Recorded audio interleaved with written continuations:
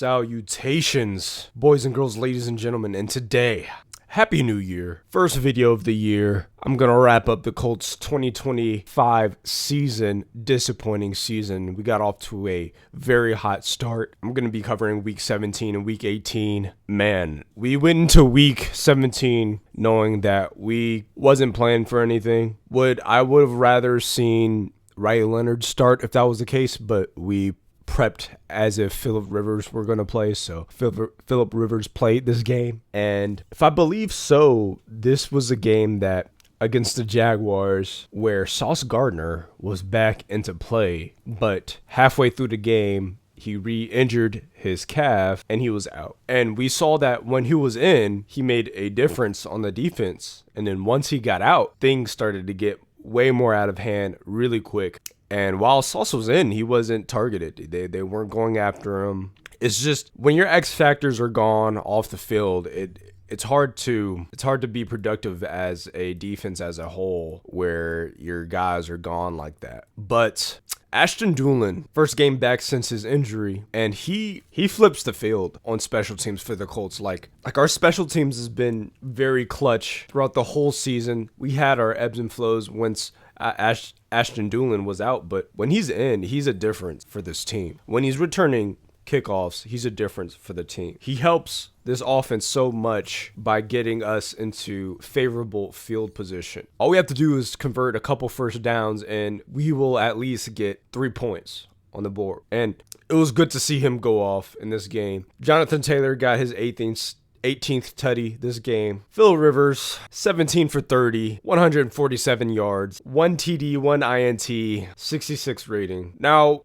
I have future knowledge because I watched the Colts and Texans games as well. And man, Riley Leonard, some could argue that Riley Leonard could have cooked for us if we didn't call Phillip Rivers. But we made the call as an organization, and that's who we brought to try to save our tails. And even if he was playing mistake-free football, our defense just wasn't able to do enough to pull together a full team win. So looking back at it now, was Phillip Rivers really the answer? Probably not. But you get a vet in here who is gonna know your book. He's gonna try to throw it downfield. He's gonna run the offense. He's gonna be a coach on the field. He's gonna field general, and generally that's gonna be good. In practice, it's gonna be hard to sustain, especially what you're sacrificing for him to be out on the field. And as a whole, it was okay, but it wasn't good enough. It was okay, wasn't good enough. Good enough to supersede the lack of defense that we've played in critical moments. We saw earlier in the year when we played lesser teams that our defense was able to stand up in those critical moments. And the difference between halves is that our defense just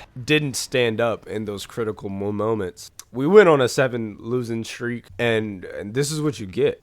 We look at the Texans game, and boy, Riley Leonard looks like a solid quarterback. He was dealing the ball downfield. He was making wise decisions with his legs, scrambling when he needed to, not when he wanted to, throwing the balls in all levels of the field. He threw it downfield. Alec Pierce, man. Alec Pierce is that guy. Alec Pierce has been my favorite wide receiver for a handful of years now.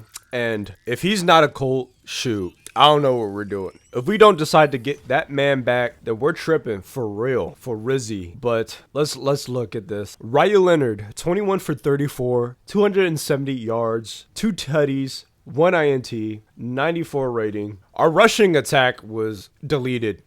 Jonathan Taylor was deleted this game. DJ Giddings was our leading rusher with 30 yards. Jonathan Taylor had 14 carries with 26 yards. Come on now. But this game didn't really mean anything, but it was an exciting game. We put up points. We battled. We fought. And very much like the Seahawks loss, we couldn't hold the lead enough for enough time to eat enough clock for Houston to not have much time to go down the field and get the points needed. And that's exactly what they did. And so we tried to do as much as we could with the time left, and we turned the ball over and they scored some more points. So, I mean, during this game, we saw, I mean, our team was fighting. Our team was fighting. We saw that our defense still didn't really stand up throughout a up and down year with our defense. And we end our season in record fashion. First team in NFL history to start off, 8-2 and finish with a losing record. We have the news that Carly Ursay-Gordon is going to keep Ballard and Steichen. No, I definitely see two sides to this coin, but Ballard has been in the same position over a numerous amount of years, 10 years now, and the results hasn't been satisfactory at all. The result has been 500 or worse, honestly, and that one time with Phillip Rivers.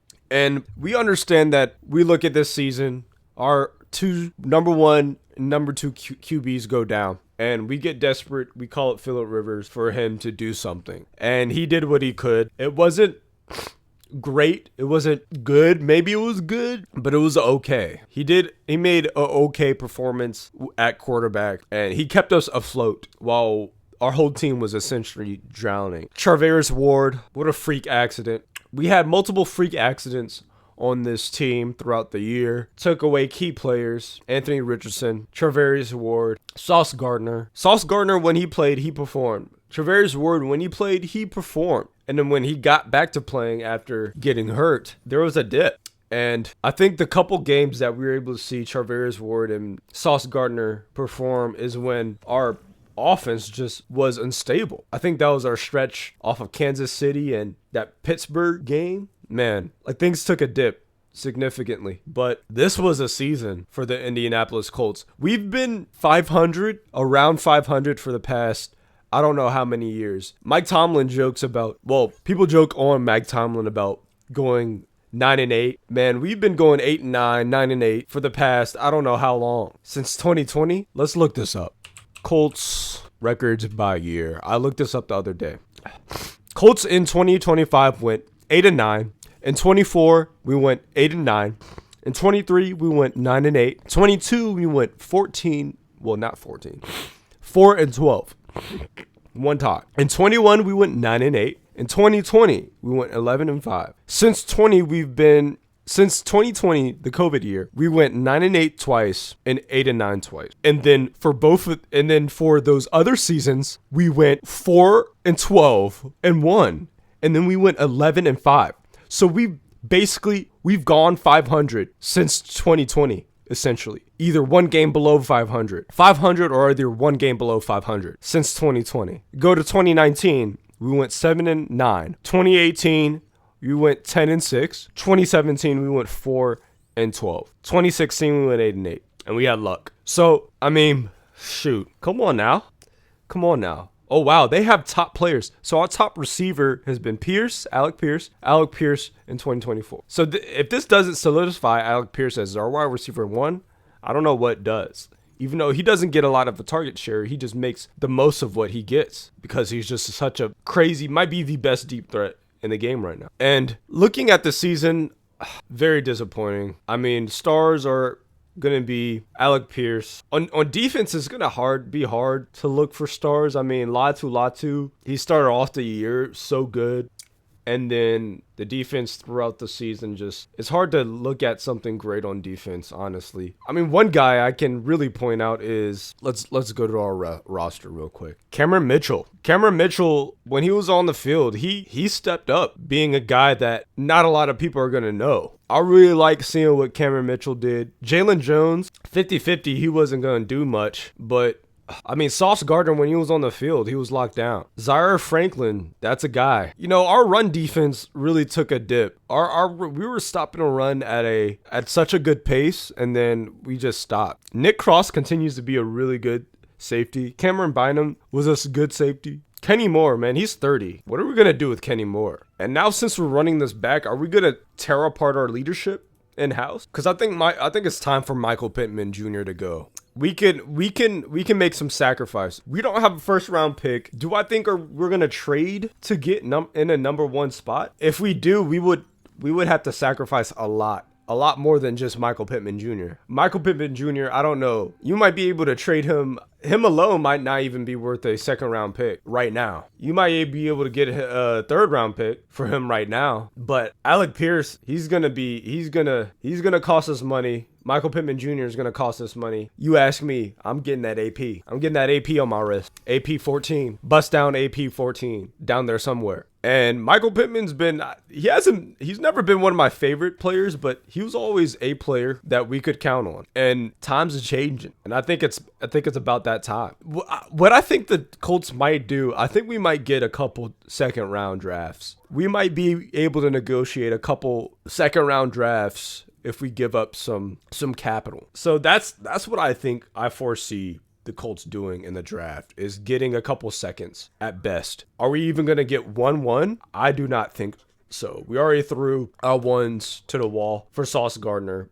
and let's give Sauce Gardner another year. Give him a year for him to come back and to prove himself, like we all know that he is here. He is a cornerback for the Indianapolis Colts, and he's going to lock down his side of the ball, and you won't hear his name because he won't get thrown on. And then we're going to get our cornerback. Is he in IR still? I think he is on IR. Does it tell you injury reserved? Justin Wally. We're going to get Justin Wally back. Hunter Wohler was missed. See, our rookies, Justin Wally, Hunter Wohler, I mean, we should be all right for next year, honestly. If Daniel Jones comes back and plays, we should be all right. It's looking that we might have one of the easier schedules next year, and that's going to be good for us. Travis Ward probably done. He's probably going to be done. So we're going to get Spencer Strader back too. I totally forgot about him. I mean, he gave us so many hidden yardage. It's not even funny. So disappointing into the season. I ran through a lot. I kind of touched on the games, but these games didn't really mean anything. And being a sore Colts fan,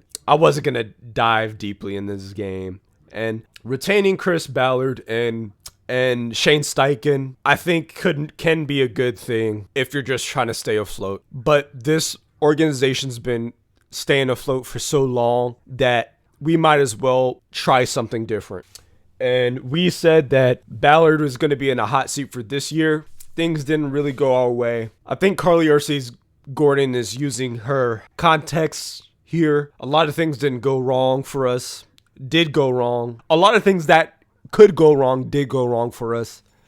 And hey, we lose our top 2 QBs. We still need to find a way to win at the end of the day, and retaining Ballard wasn't something that I was expecting us to do. I was expecting at least Shane Steichen to maintain his position and Ballard be shown the door. But I mean, I can kind of see both sides here. I can definitely see a strong case for Ballard not leaving, but I can sort of see a small benefit of retaining everybody given the context of what happened. I mean, things are gonna be the same, and the same for the Colts has been mediocrity. But I mean, at least you can hold your hat on mediocrity for the people up top. Us as fans, we don't want this at all. As a fan, we want a bit of a teardown here. And as a fan, we're not gonna get what we want. And selling your fan base for the next season is gonna be hard after these decisions have been made. But I guess we can only see how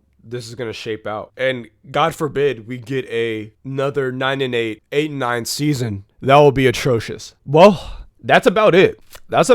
I've covered everything. What do you guys think about the Colts season so far? Well, the Colts season has ended, so there's nothing else. We're going to run it back with the same people. Let me know down in the comment section below.